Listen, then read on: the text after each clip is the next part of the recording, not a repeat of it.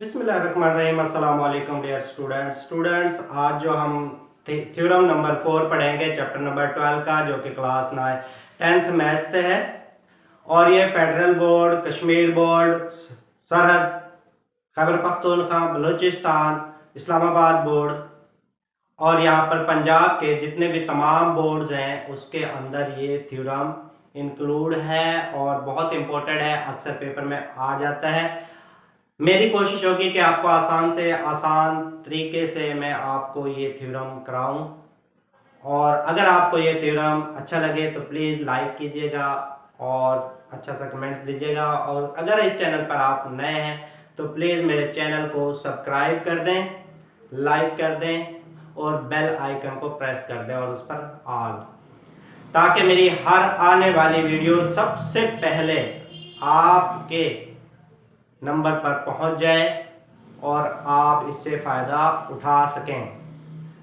तो मेरी जितनी भी वीडियो है इस चैनल पर, चैनल का नाम है लर्निंग विद लियाकत अली। लेकिन एक बात आपको बहुत आसान तरीका बताता हूँ मैं सर्चिंग का। यूट्यूब पे जाके जब सर्च पे जाएंगे तो वहाँ पर लिखेंगे जो भी एक्सरसाइज आपको चाहिए उस एक्सरसाइज का नाम लिखें। अगर क्लास 10 की चाहिए तो क्लास 10, यानी कि मकसद ये है कहने का, अगर आप एक्सरसाइज 4.1 चाहते हो और यहाँ पर क्लास 10 लिखोगे और यहाँ पर लियाकत लिख दीजिएगा तो आपको ये एक्सरसाइज मिल जाएगी फौरन। और अगर 10 की चाहिए, कोई भी एक्सरसाइज चाहिए, तो इस तरीके से आप जो है वो सर्च कर सकते हैं। तो चलते हैं हम थ्योरम की तरफ। तो थ्योरम की जो स्टेटमेंट है जो वो इस तरह आएगी कि the opposite angle of any quadrilateral in subscribed in a circle और सप्लीमेंट्री, ये स्टेटमेंट आती है। और ये जो पेपर होता है आपका, एनुअल का पेपर होता है, उसका क्वेश्चन नंबर 9 होता है, उसके अंदर ये स्टेटमेंट आती है और फिर उसके बाद आपने सारा ये प्रोसेस करना होता है। तो जब भी थ्योरम को करें, एक चीज को आप जहन में रख लें, जब भी थ्योरम आप करने बैठें तो सबसे पहले आपके जहन में स्टेटमेंट को अच्छे तरीके से पढ़ लीजिएगा। जब तक स्टेटमेंट की समझ नहीं आएगी आप ना तो डायग्राम बना सकते हैं ना ही उसको सॉल्व कर सकते हैं। तो सबसे पहले आपको स्टेटमेंट को समझना होगा। जब स्टेटमेंट आपको समझ आ गई है, अच्छे तरीके से आ गई है, तो फिर आप स्टेटमेंट के मुताबिक डायग्राम बनाएंगे। तो डायग्राम मैंने ऑलरेडी यहाँ पर बना के रखी हुई है। एक आपने सेंटर प्रकार लेंगे, प्रकार से आप उसमें पेंसिल डाल के और यूं पूरा एक सर्कल बना देंगे। जब एक सर्कल कंप्लीट हो जाएगा तो आप स्केल उठाएंगे और स्केल से इसके सेंटर जो पॉइंट होगा उस सेंटर से यूं वहां पर आके नहीं डी और बी की एक लाइन लगा लेनी है। लाइन नहीं लगा ली बल्कि पॉइंट लगा देना। यहाँ पर एक पॉइंट लगा देना, यहाँ पर पॉइंट लगा देना। जब ये दो पॉइंट लग जाएंगे तो इनके नाम दे दीजिए, डी और बी नाम दे दिए। उसके बाद अब आप सर्कल पर यहाँ पर ये स्केल रखें और सेंटर से नीचे, ये सेंटर है हमारा ओ, और इस सेंटर से नीचे आके नहीं एक पॉइंट यहाँ पर लगाएंगे, एक पॉइंट यहाँ पर लगाएंगे, इसका नाम दे देंगे ए और सी। उसके बाद जब डायग्राम करेंगे तो आप D को A के साथ मिला देंगे, स्केल रखें, D और A को यूं आप जो है इसको मिला देंगे और D को C से ज्वाइन करा देंगे। तो ये आपकी दो आर्क बन जाएंगे, लाइन सेगमेंट बन जाएंगी। इसके बाद A को B के साथ, C को B के साथ ज्वाइन करा देंगे। उसके बाद A को O से, सेंटर से डॉटेड लाइन में आपने ज्वाइन कराना है और O को C से डॉटेड लाइन में ज्वाइन करा देना है। ये आपके रेडियस बन जाएंगे। A, O और OC आपका रेडियस होगा, क्योंकि ये सेंटर से किसी भी सर्कल के एक कोने को अगर छू ले तो ये रेडियस बन जाता है। उसके बाद आप लोगों ने क्या करना है, आप लोगों ने एंगल बनाना है। ये एंगल है, इसका नाम 1 दे देना है। यहाँ पर जो एंगल ये बन रहा है इसका नाम 2 देना है, नीचे 4 दे देना है, इसको 5, इसको 6 और इसको 3। ये एंगल के नाम देने के बाद जब आपकी डायग्राम कंप्लीट हो जाए, सबसे पहले स्टेटमेंट के बाद आपने क्या करना है, डायग्राम बनानी है। डायग्राम जब आपकी कंप्लीट हो जाए, डायग्राम बनाने का मैंने आपको आसान तरीका बता दिया है कि सबसे पहले आप सर्कल बनाएंगे। सर्कल बनाने के बाद डी और बी एक पॉइंट लेंगे बिल्कुल राइट एंगल पर। जब राइट एंगल पर ले लेंगे तो इसको, और फिर इसके बाद एक ए और सी के लिए हम क्या करेंगे, जो सेंटर लाइन है उससे नीचे जाके स्केल को यहाँ पर रखेंगे और ए और सी पॉइंट ले लेंगे।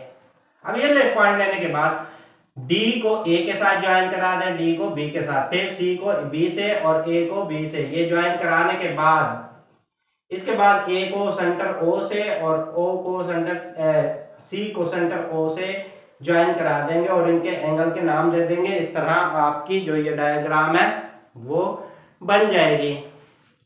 जब डायग्राम बन गई है तो फिर सबसे पहले आपने ये करना होता है कि एक हेडिंग देनी होती है गिवन की।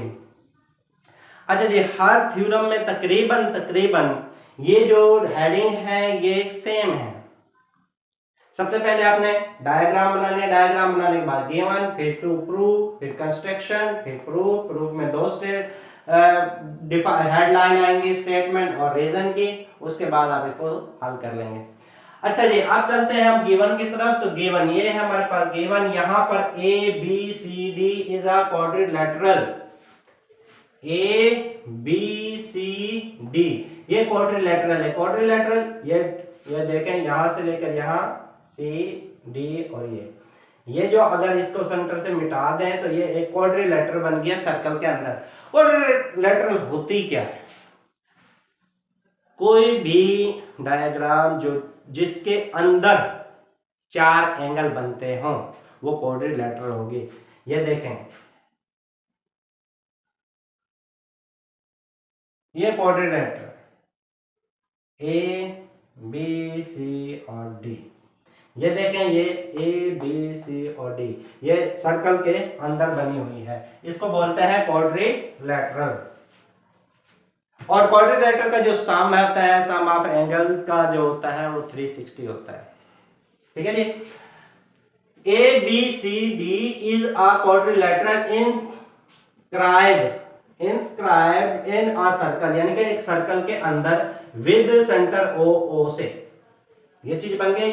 इसके बाद टू प्रूफ क्या करना है? प्रूफ ये करना है कि एंगल ए और सी, एंगल ए और एंगल सी दोनों को अगर प्लस कर दिया जाए एंगल ए और सी को, तो ये टू राइट एंगल का इक्वल होता है।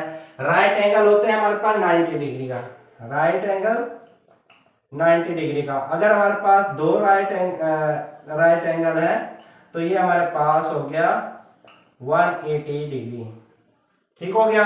तो दो राइट एंगल 180 डिग्री। तो हम जब ये करेंगे तो एंगल ए और एंगल सी को जब हम दोनों को प्लस करेंगे तो टू राइट एंगल यानी कि 180 के बराबर हो जाएगा। दूसरी चीज हमने करनी है बी और डी को, बी और डी, ये बी है ये डी है, अगर इन दोनों को हम प्लस करते हैं तो हमारे पास ये भी टू राइट एंगल के बराबर होगा।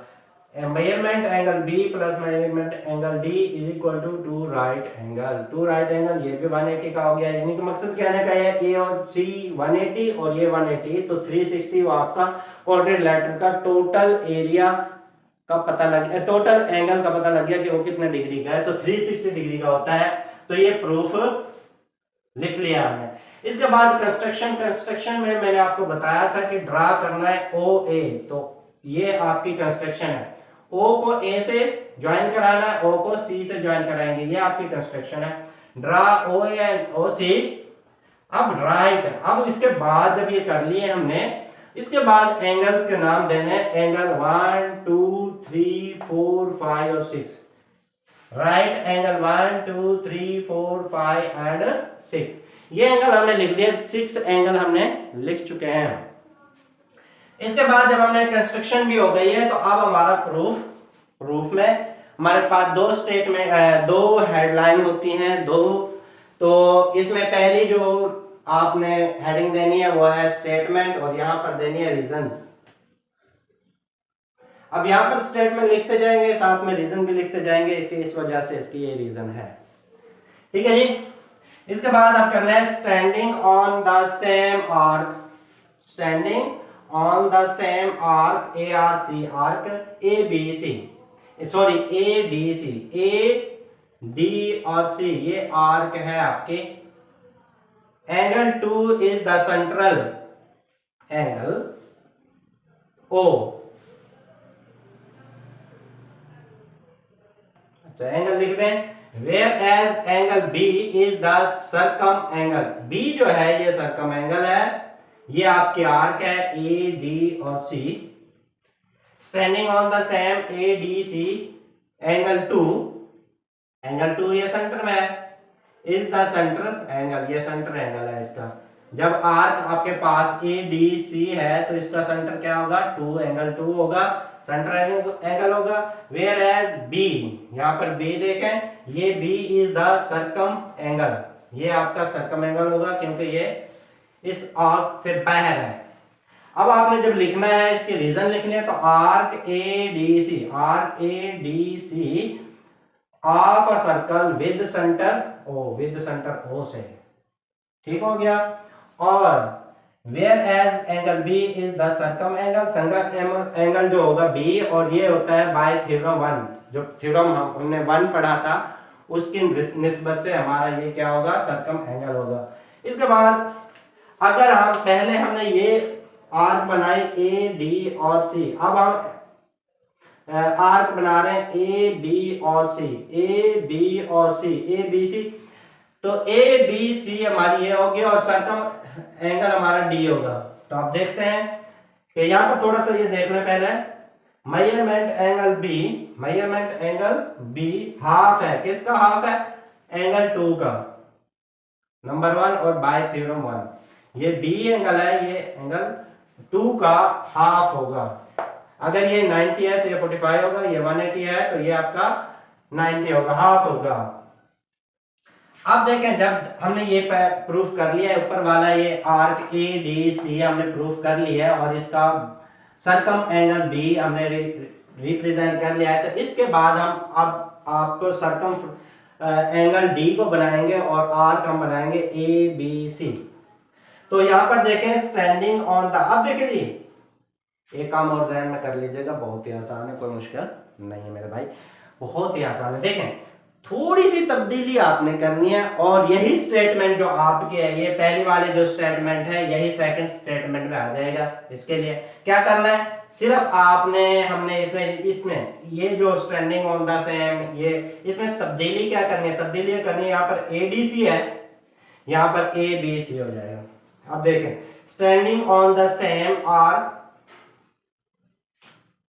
ये आर्क है, एडीसी है, यहाँ पर एबीसी आ गया, यहाँ पर एंगल 2 है ऊपर है, यहाँ पर एंगल 4 नीचे आ जाएगा, तो नीचे वाला क्योंकि हम इसको आर्क बना रहे हैं तो इसका एंगल ये होगा, angle 4 is the centre angle, where as अब डी ये भी आपका पास आ गया, इज द सर्कम एंगल, ठीक हो गया जी।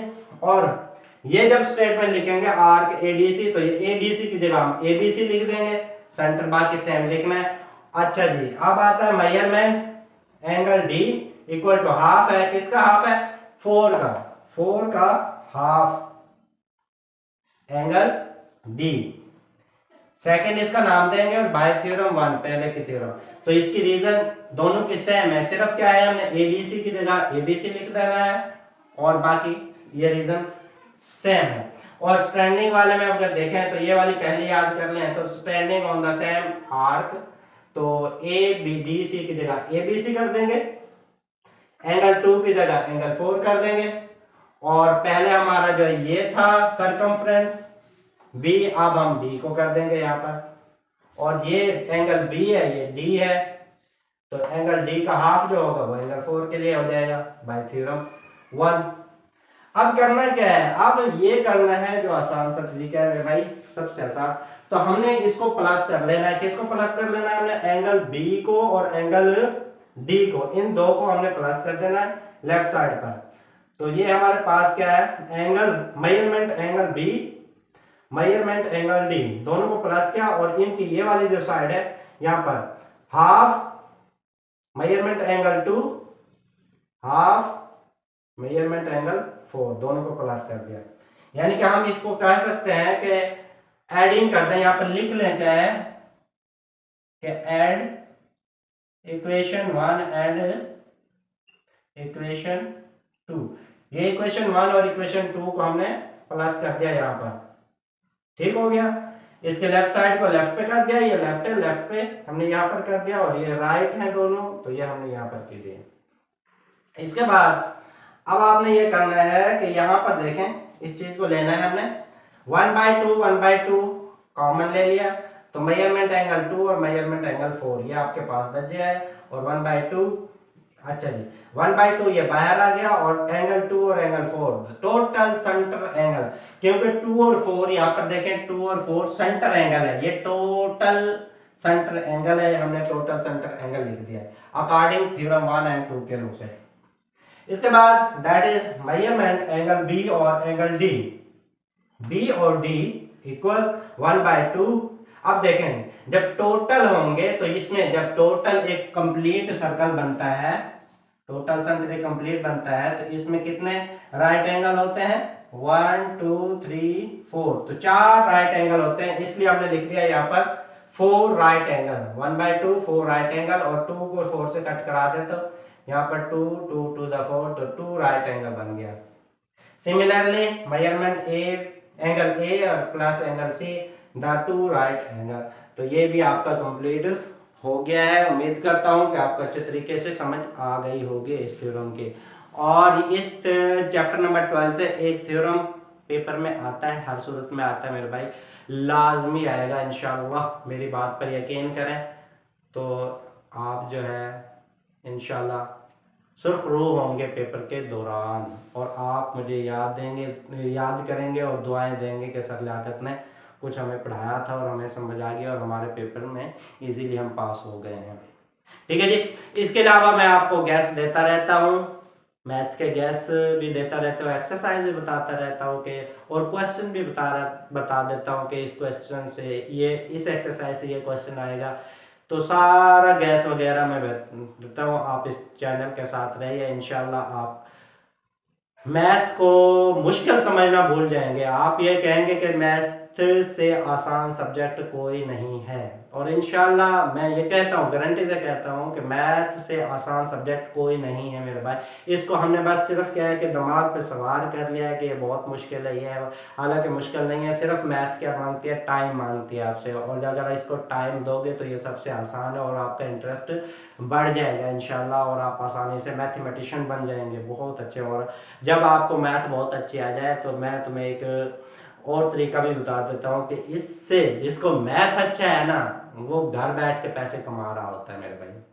मैथ से घर बैठ के पैसे कमा रहा था। हर किसी के घर में एक छोटा सा कमरा होता है, एक छोटे से कमरे में एक छोटी सी एकेडमी बनाए, अगर मैथ आपके ग्रिप अच्छी है तो, अगर मैथ की ग्रिप आपकी अच्छी है, बहुत अच्छी आपको मैथ आती है, आप इस चैनल से सीखें, इंशाल्लाह उसकी प्रैक्टिस करें, तो आप एक अच्छे मैथमेटिशियन बन जाएंगे। और जब मैथ आपको आ गई है तो फिर आप जो एक छोटा सा रूम ले लें और उसमें बोर्ड लगाएं, थोड़ा सा खर्चा कर लें, बोर्ड लगा के ट्यूशन सेंटर बनाएं, और इंशाल्लाह 20-30 हज़ार रुपये हर महीना घर बैठ के कमाएं, हर महीना घर बैठ के मैथ से आप पैसे कमाएं, क्योंकि बाकी सब्जेक्ट होते हैं उन्हें तो निशान लगा के देने होते हैं और बच्चों ने खुद ही याद करने होते हैं, थोड़ा सा कंसेप्ट दे दें, उन्हें रीडिंग करा दें, लेकिन मैथ में रट्टा नहीं लगता, बाकी में रट्टा लग जाता है। तो मैथ को समझ के करें, इंशाल्लाह आप 20-30 हज़ार आपके लिए कमाना सबसे आसान है।